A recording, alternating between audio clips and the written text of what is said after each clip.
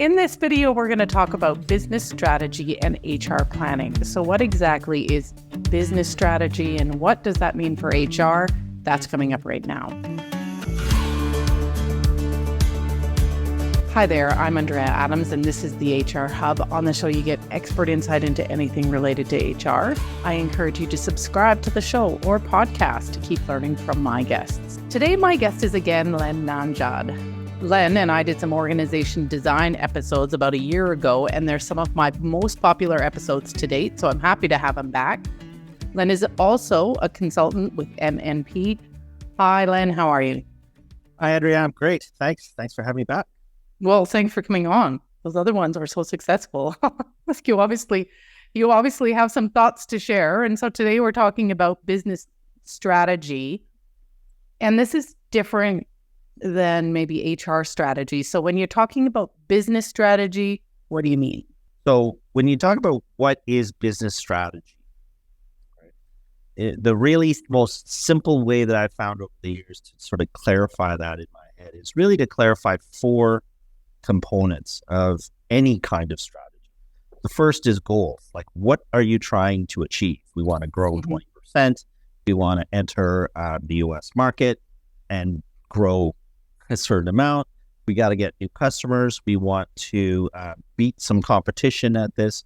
We want to be seen as the best customer service organization in our competitive industry.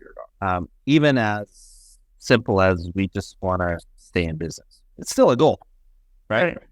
Because there's a cost of doing business, and at a minimum, financially, you're going to want to be able to cover that cost.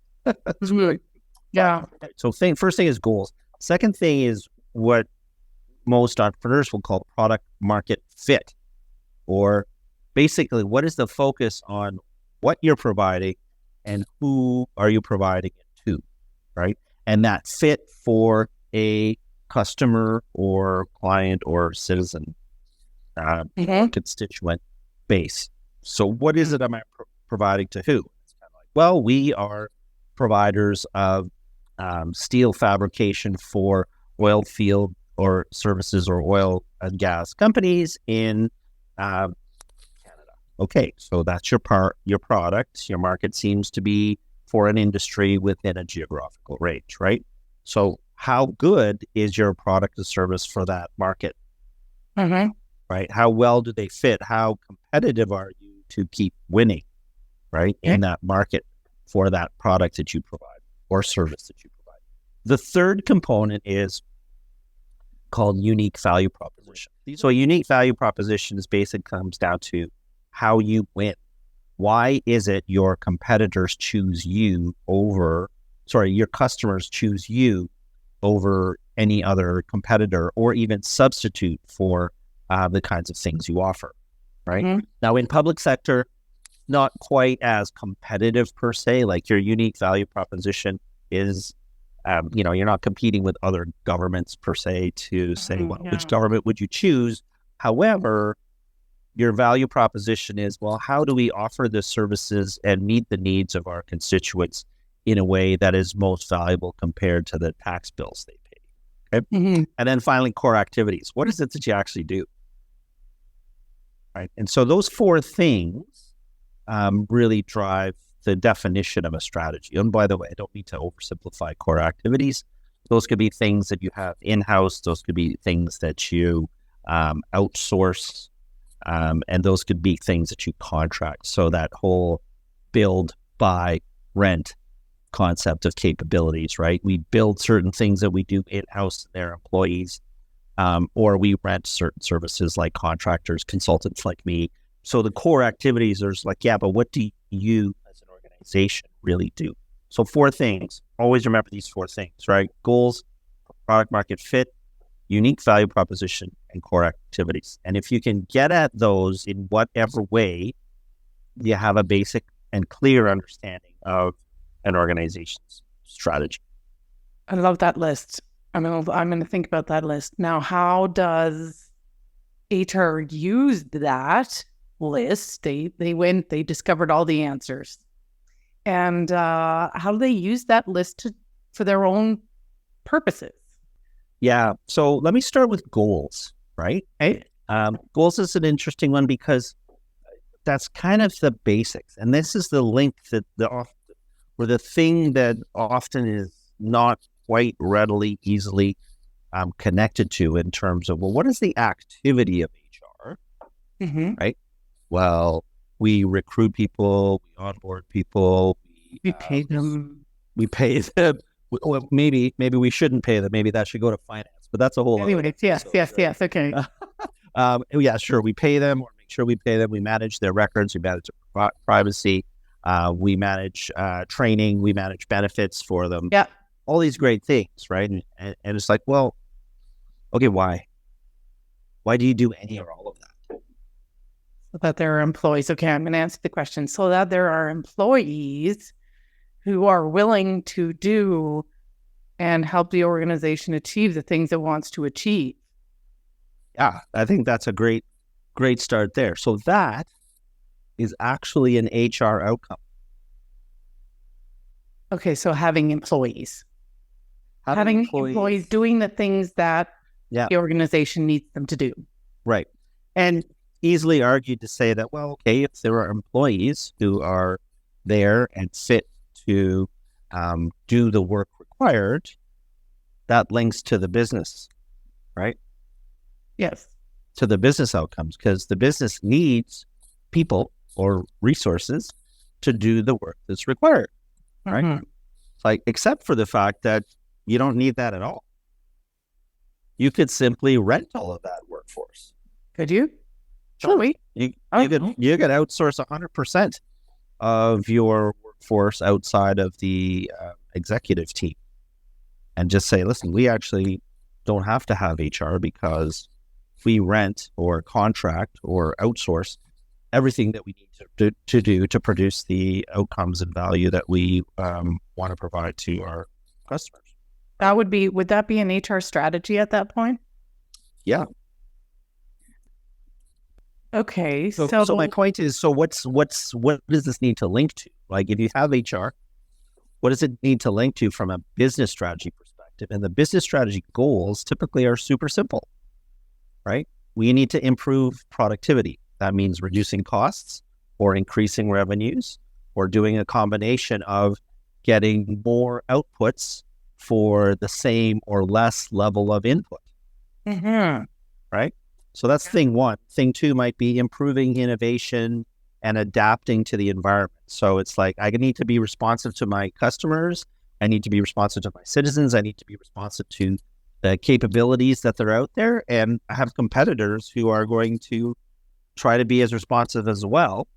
And I have competing substitutes, right? And this applies to governments, right? Like, governments face the fact that, well, maybe we don't need government to do certain things anymore that we used to because we can do it for ourselves much more cheaply, or there are alternative service providers who can actually do it more effectively than my local or higher level of government can do for me. So I don't want to pay a tax for that. I'd rather pay a fee for that, right? Who knows? Well, not who knows, that exists, right? So there's competing services and products. So improving innovation and adapting to the environment is typically a top priority of any business that's within their goals. And then there's a goal of just keeping us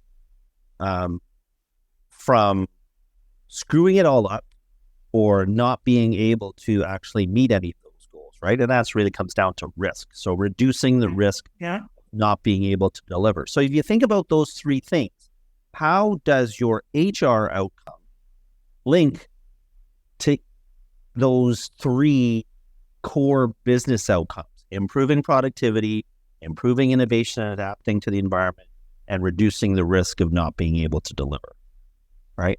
That's what I mean when I say there's a bit of a missing link. So an HR outcome that sort of says, well, we're here to make sure that the people are there to do the work. Okay, so are you here to reduce the risk of their people not being able to deliver the work? And if you say yes to that, it's like, that's a keep me out of jail card.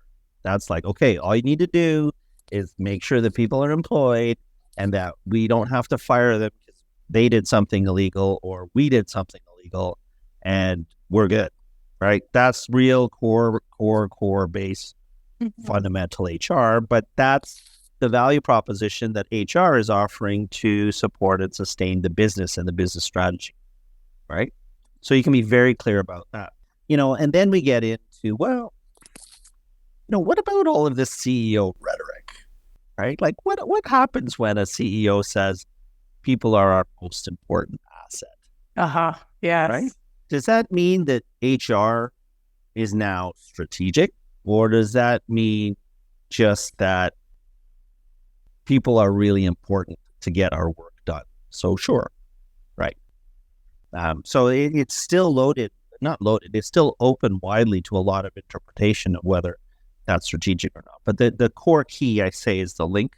Here is those goals. Like, how are you linking to those business outcome goals? Mm-hmm. And you kind of talked about being able to link to those business outcome goals at, like at a very basic level. We're going to keep people employed, but you could get a heck of a lot more sophisticated than that. Oh, for sure. But then I find that, people are pretty bought into that basic stuff. They know they need it. It's legislated, whatever it is, they know they need it. How do you, when you start to get into more sophisticated activities to drive value for the business, what do you need to get support for that? Like, let's say engagement, for example. That's, we need engaged employees. And sure, a lot of places will agree that you need engaged employees, but it kind of just fades. And when you're faced with all kinds of other demands, it's like, yes, we need engaged employees, but we also need this and that and the other thing. And like, how does HR make its case? Do you need to make its case? We need to make our case? So yes, you always need to make your case. I will put it that way. I don't think that and then that ranges too. It could just be as simple as, you need this, it, I can provide it. That's right. That's a case. Or it could be all the way to a financial business case. It says, okay, we're going to spend $1 million a year of training on a specific capability that we know helps us to win in the marketplace. And without that capability, we won't win. So $1 million of training needs to turn into sustaining or increasing revenues of $10 million a year. Well, that's a 10 to 1 ROI. Would you walk away from that? Right? If you gave me $1 and I gave you $10 back, would you walk away from that? No, right? So you have to kind of build the case.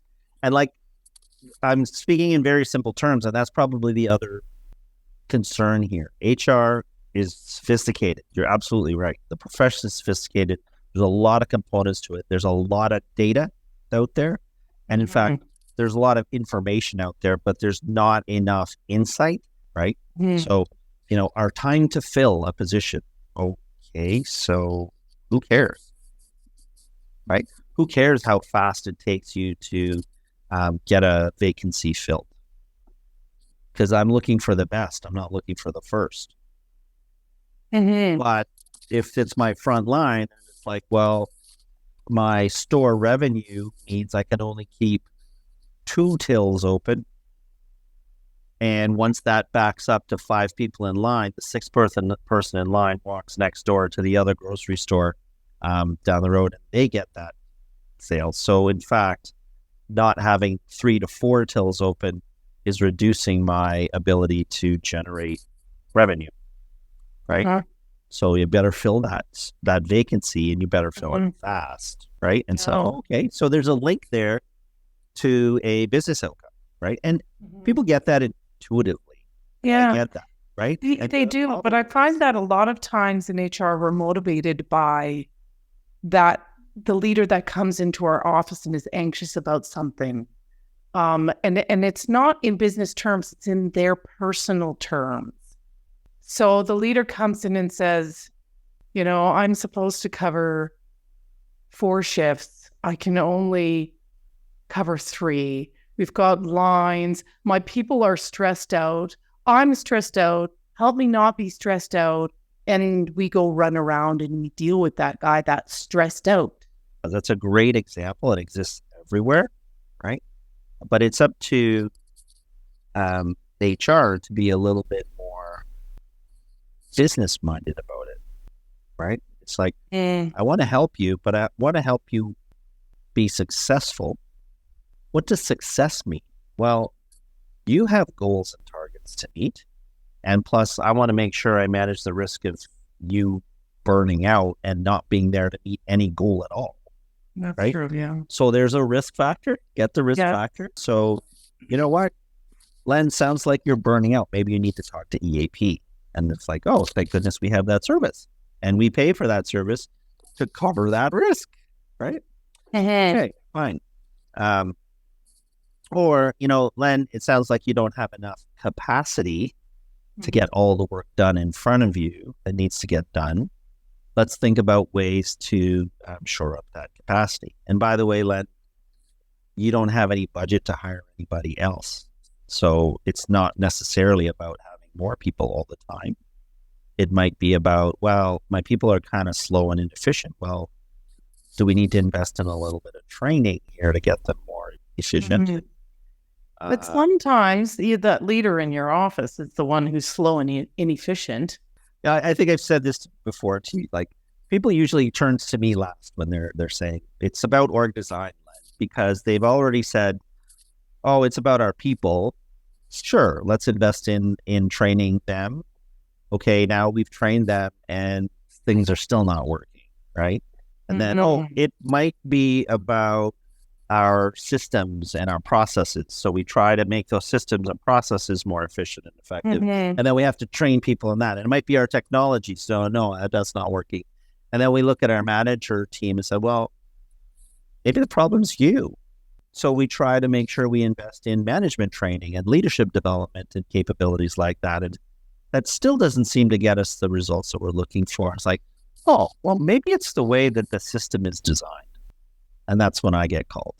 And, my mission is to turn that around and say, start with the design of the system, because the design of the system is what is forcing people to work the way they're working for the most part.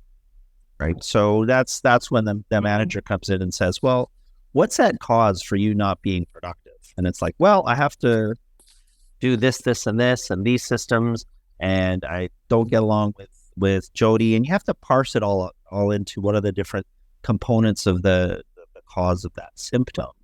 And you can see if there's something systemic about it that needs to be addressed, right? It's like, maybe you have too many people reporting to you, or maybe you're accountable for some of the wrong things in your job, or maybe the way your department is structured actually prevents you from having the communications you need to have in order for it to work. So you're spending a whole lot of your time going around that constraint.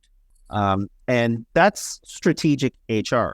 That's thinking about the problem in terms of what are the outcomes we want that help the business to be more efficient, more productive, or reduce risk.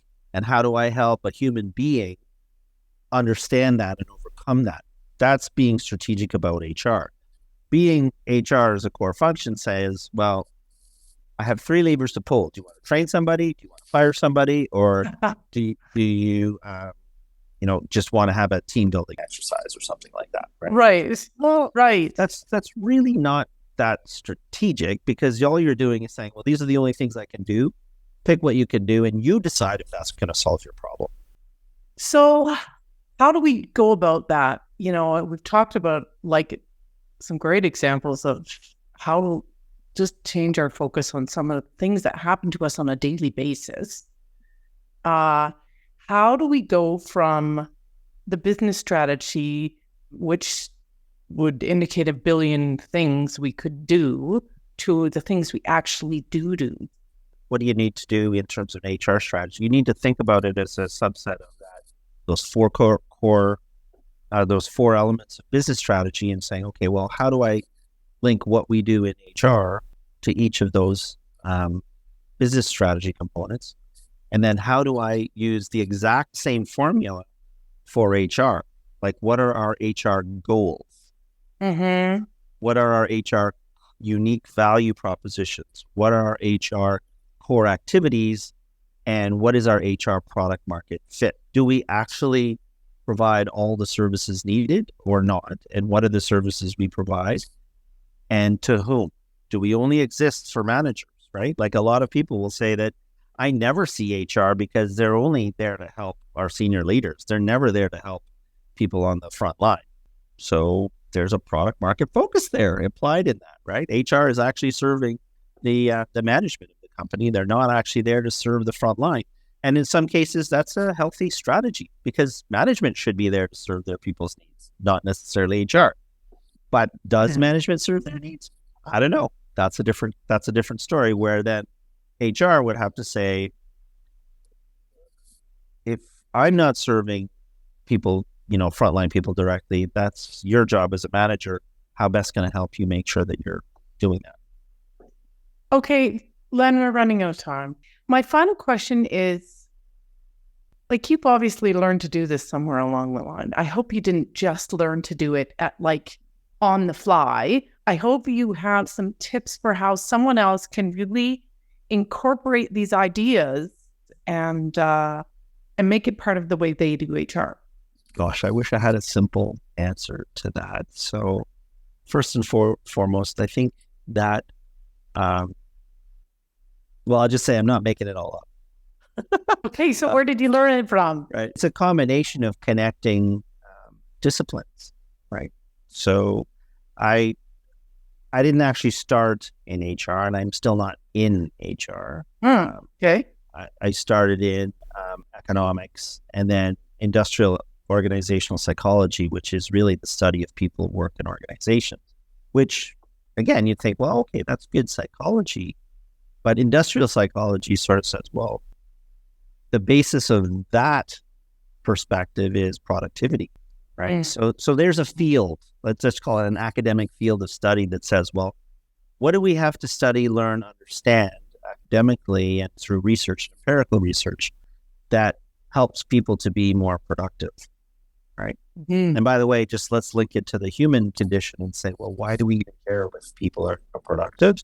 And that's a core form of individual and collective purpose. People actually need to feel productive. And that's the myth of engagement as well. People don't get engaged and then are suddenly productive. When people feel productive, they get engaged. Ooh, chicken and the egg. You've just the causal factor. The causal factor is productivity, right? If you're on a team that's winning and growing and improving its performance, you're waking up every day going, what am I going to learn today? How much better are we going to get today? If you're on a team that's having parties, pizza parties, and still losing games, those parties are going to become complaining sessions pretty darn quickly, right? So it's happiness, it's satisfaction, but not for the sake of that. It's for the sake of accomplishing something, right?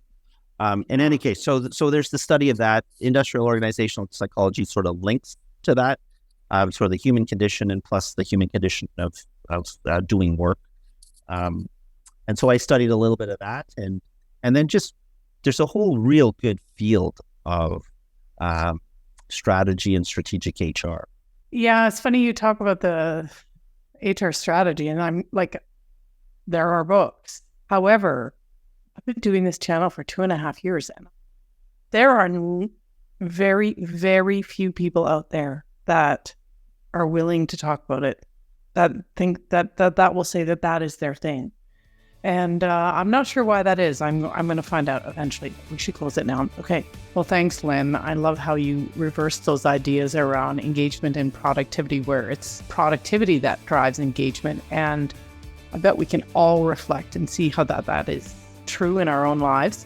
However, we have reached the end of this episode, so I can't talk about it anymore. Len and I did an episode on org design, which, as I said earlier, is one of my top performing episodes. That link is right here. Thanks for watching out there. We'll see you next time.